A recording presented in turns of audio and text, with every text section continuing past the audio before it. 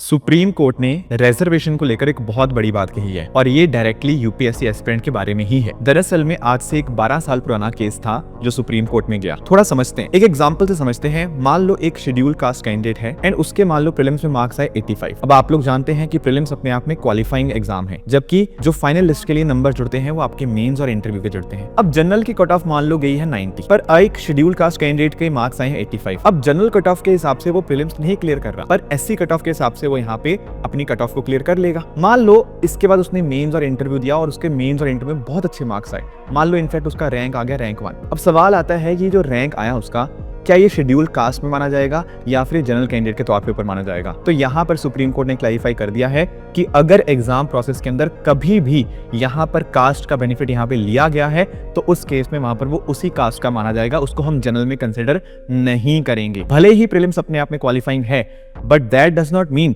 कि यहाँ पर उस कैंडिडेट को हम जनरल में यहाँ पे सीट देंगे। वो जो सीट होगी वो यहाँ पे शेड्यूल कास्ट या जिस भी कोटा से है उसको ही कंसिडर की जाएगी। ये मुद्दा इंपॉर्टेंट इसलिए हो गया क्योंकि पहले कर्नाटक हाईकोर्ट ने पता क्या बोला था? उन्होंने बोला था क्योंकि प्रीलिम्स क्वालिफाइंग है तो प्रीलिम्स के अंदर अगर मान लो किसी ने इस्तेमाल कर भी लिया पर मेंस और इंटरव्यू में उसने कोटा का इस्तेमाल नहीं किया तो उस केस में उसको जनरल कंसिडर किया जा सकता है। बट सुप्रीम कोर्ट ने क्लैरिफाई कर दिया कि ऐसा बिल्कुल नहीं है।